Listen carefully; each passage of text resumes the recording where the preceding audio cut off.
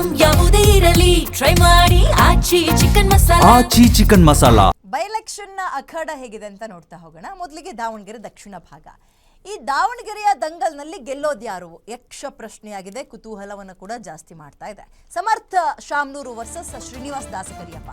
ಯಾರಿಗೆ ದಾವಣಗೆರೆಯ ಬೆಣ್ಣೆ ದೋಸೆ ಸಿಗುತ್ತೆ ಅಥವಾ ಸಿಹಿ ಸಿಗತ್ತೆ? ಬಂಡಾಯ ದಾಟಿ ತಾತನ ಸಾರಥಿ ಆಗ್ತಾರ ಸಮರ್ಥ? ಪ್ರಶ್ನೆ ಇದೆ. ಶಾಮ್ನೂರು ಕೋಟೆಯನ್ನ ಭೇದಿಸಿ ಕಮಲ ಅರಳಿಸ್ತಾರ ಶ್ರೀನಿವಾಸ್? ಈಗೂ ಕೂಡ ಪ್ರಶ್ನೆಗಳು ಕಾಡ್ತಾ ಇದೆ. ಜನರ ಆಶೀರ್ವಾದ ನಮ್ಮ ಕುಟುಂಬಕ್ಕೆ ಇದೆ ಅಂತ ಸಮರ್ಥ ಕುಟುಂಬ ನಂಬ್ಕೊಂಡಿದೆ.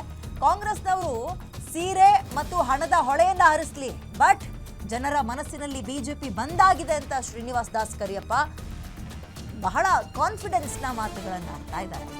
ಏನೇ ಆಗಲಿ ಈ ಸಲ ದಾವಣಗೆರೆ ದಕ್ಷಿಣ ಭಾಗದಲ್ಲಿ ಬಿಜೆಪಿ ಬಾವುಟ ಹಾರತ್ ಪಕ್ಕಾ ಬಿಡಿ, ಗೆದ್ದೇ ಗೆಲ್ತೀವಿ, ಅನುಮಾನವೇ ಬೇಡ ಅನ್ನುವ ಕಾನ್ಫಿಡೆನ್ಸ್ ಅಥವಾ ವಿಶ್ವಾಸದ ಮಾತುಗಳನ್ನು ಶ್ರೀನಿವಾಸ್ ದಾಸಕರಿಯಪ್ಪ ಆಡ್ತಾ ಇದ್ದಾರೆ.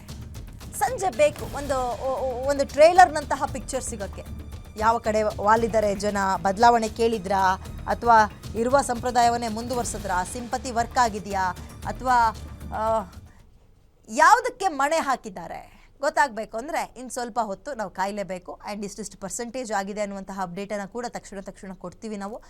ದಾವಣಗೆರೆ ದಕ್ಷಿಣ ಭಾಗದಲ್ಲಿ 11 ಗಂಟೆ ಅಂತ ತಗೊಂಡಾಗ 20-22% ಭಾಗ ವೋಟಿಂಗ್ ಆಗಿತ್ತು. ಈಗ ಸ್ವಲ್ಪ ಬಿಸಿಲಿರುತ್ತೆ, ಜನ ಕ್ಯೂ ನಿಂತ್ಕೊಳ್ಳೋದು ಸಮಸ್ಯೆ ಅಂತ ಸ್ವಲ್ಪ ಡಿಲೇ ಆಗ್ತಾ ಇರುತ್ತೆ. ಮತ್ತೆ 3:30-4 ಗಂಟೆಯಿಂದ ಶುರುವಾಗುತ್ತೆ ನೋಡಿ, ಸಂಜೆ ತನಕ ಮುಗಿಯೋ ತನಕ. ಸೊ ಇದು ದಾವಣಗೆರೆ ದಕ್ಷಿಣ ಭಾಗದಲ್ಲಿ ಆ ಚುನಾವಣೆಯ ಕಾವು ಯಾವ ಪ್ರಮಾಣದಲ್ಲಿದೆ ಅಂತ.